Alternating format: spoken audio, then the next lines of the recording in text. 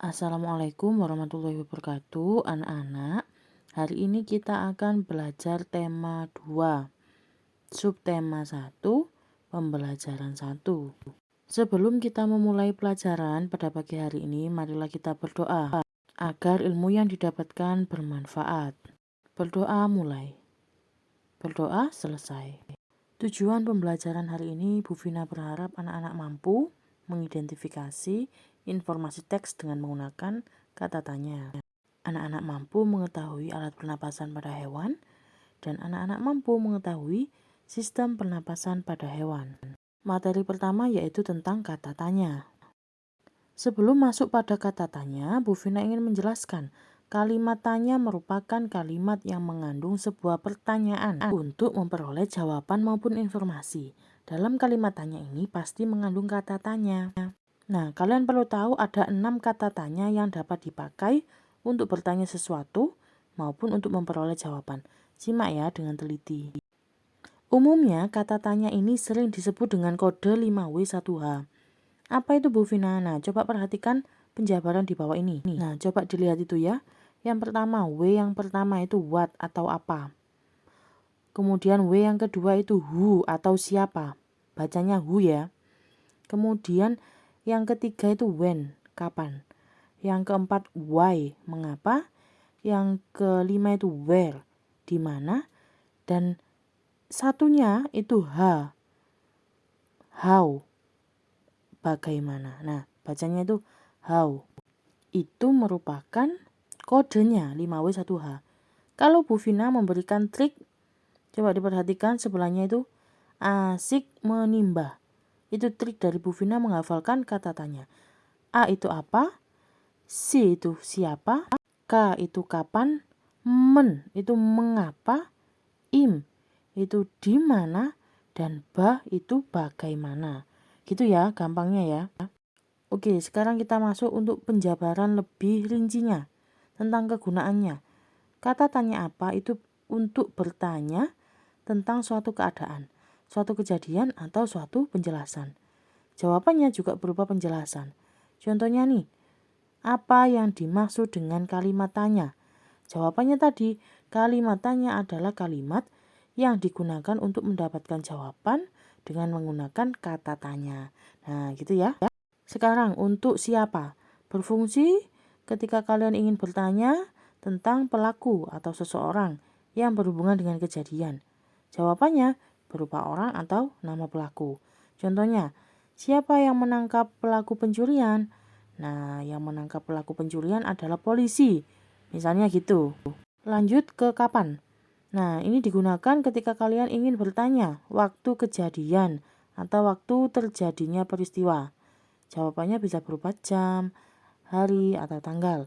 Contohnya, kapan peristiwa Sumpah Pemuda diperingati? Gitu ya. Lanjut pada kata tanya mengapa. Digunakan untuk bertanya tentang suatu alasan terjadinya sesuatu. Jawabannya berupa alasan ataupun berupa penyebab mengapa peristiwa dapat terjadi. Contohnya, mengapa bencana banjir dapat terjadi. Pada kata tanya di mana, itu kalian gunakan untuk bertanya tempat terjadinya peristiwa. Jawabannya juga berupa lokasi terjadinya peristiwa. Contohnya, di mana letak geografis negara Indonesia? Yang terakhir yaitu bagaimana kalian gunakan untuk bertanya tentang cara ataupun proses peristiwa maupun kegiatan dapat terjadi atau dapat dilakukan. Contohnya, bagaimana cara membuat rawon? Masuk pada materi selanjutnya yaitu tentang pernapasan hewan. Sama seperti manusia, nak. Hewan ini juga bernapas untuk mengambil oksigen atau O2 dan membuang karbon dioksida atau CO2. Namun kalian perlu tahu ya, sistem dan alat pernapasan pada hewan ini beda dengan manusia. Bahkan hewan satu dengan hewan yang lain itu juga beda, tergantung jenis hewannya. Oke, sekarang kita akan masuk ke alat dan sistem pernapasan aves atau kita kenal dengan burung. Burung ini bernapas dengan sepasang paru-paru. Nah, paru-parunya ada di mana Bu Vina? Di dalam rongga dada. Nanti udara yang masuk atau oksigennya itu lewat lubang hidung dulu. Lubang hidungnya ada di pangkal paru sebelah atas. Setelah itu, udaranya ini nanti akan lewat pembuluh darah, nak. Namanya trakea. Ya, habis dari trakea, udara tadi itu akan lanjut ke paru-paru. Sebagiannya ke paru-paru, sebagian lagi ke kantong udara. Nah, burung ini menghirup udara sebanyak-banyaknya pada saat dia tidak terbang. Nah, kalau terbang burung itu tidak menghirup udara. Nah, kemudian udara nanti dihembuskan dari kantung udara ke paru-paru pada saat dia tidak terbang. Kantung udara ini fungsinya untuk menyimpan udara, ya. Anak-anak sudah tahu bahwa pada saat tidak terbang burung itu menghirup udara. Kalau terbang burungnya tidak menghirup udara. Kenapa? Karena sudah ada cadangannya di kantong udara. Nah, kantong udara ini membantu burung pada saat terbang. Membantu mencegah hilangnya panas tubuh yang terlalu besar. Dan juga untuk memperkeras suara. Lanjut ke alat dan pernapasan reptil. Hewan yang termasuk reptil sudah tahu ya. Ada ular, kadak, cecak. Kemudian ada buaya, biawak. Nah, reptil ini bernapas menggunakan paru-paru. Nanti udara yang masuk atau oksigennya lewat hidung dulu, baru ke batang tenggorokan, setelahnya ke paru-paru. Nah, kemudian di dalam paru-paru ini ada lipatan dinding untuk memperbesar permukaannya.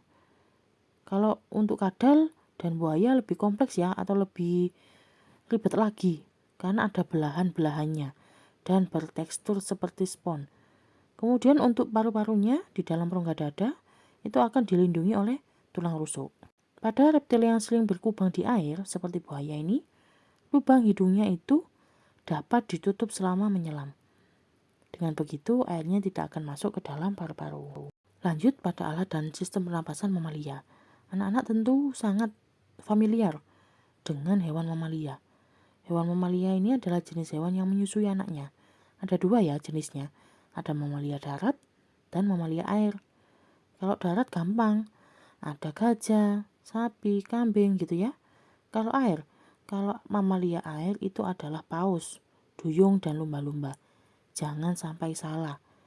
Paus, duyung dan lumba-lumba bukan tergolong Pisces atau bukan tergolong ikan, tapi tergolong hewan mamalia. Alat pernapasan mamalia apa Bu Vina? Paru-paru ya. Alat pernapasannya paru-paru.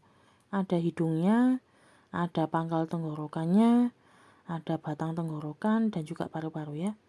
Kemudian untuk mamalia air ini hidungnya dilengkapi dengan katup. Pada saat mereka menyelam, paus dan lumba-lumba ini menyelam, katupnya itu akan nutup. Ya. Kemudian pada saat si mamalia air atau paus dan lumba-lumba ini muncul ke permukaan air, katupnya ini akan terbuka. Pada saat itulah mamalia air dapat menghirup oksigen serta mengeluarkan karbon dioksida maupun mengeluarkan uap air. Masuk pada alat dan pernapasan amfibi ya. Nah, kata ini merupakan hewan amfibi karena dia hidup di darat dan di air.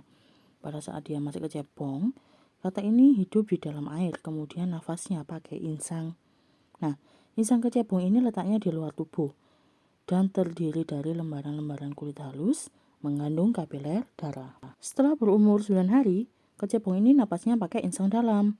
Insang dalam ini akan nyusut seiring berjalannya waktu dan seiring berfungsinya paru-paru, kemudian katak muda nanti akan jadi katak dewasa. Kalau katak dewasa ini napasnya pakai paru-paru dan permukaan kulit.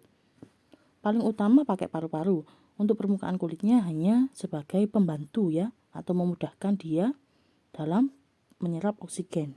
Nanti di dalam paru-paru ini ada gelembung udara yang kecil, berselaput dan penuh dengan kapiler darah. Di dalam gelembung udara, oksigennya diserap, kemudian karbonnya dikeluarkan. Selain dengan paru-paru, Bu Vina bilang tadi, katak napasnya juga ada dengan permukaan kulit. Karena permukaan kulitnya yang basah, ini akan memudahkan penyerapan oksigen dari udara.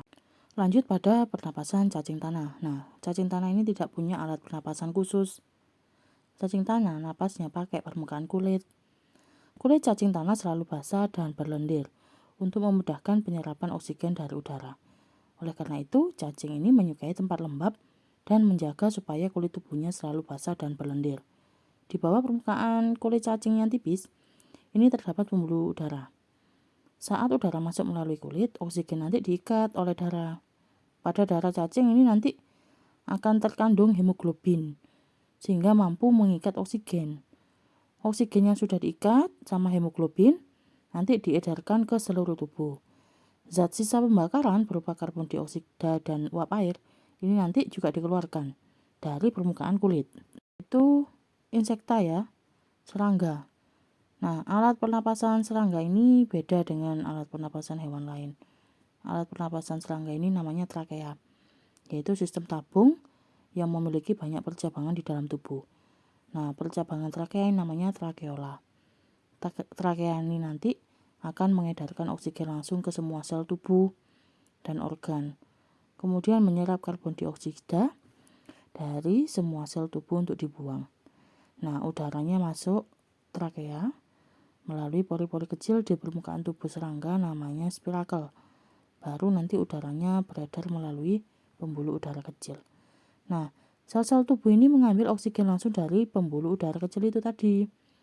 Karbon dioksidanya akan mengalir ke trakeola, baru nanti lanjut ke lubang spirakel. Kita lanjut pada alat pernapasan Pisces atau ikan.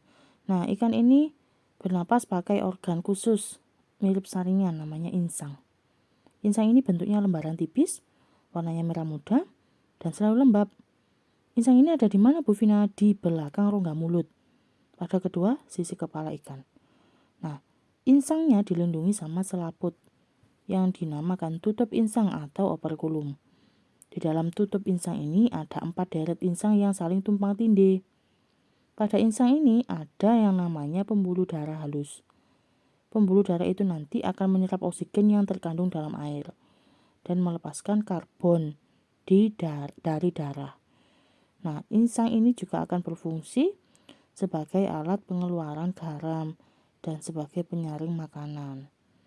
Supaya cukup oksigennya, mulut ikan dan insang ini bekerja bersama-sama seperti pompa, mengisap air ya.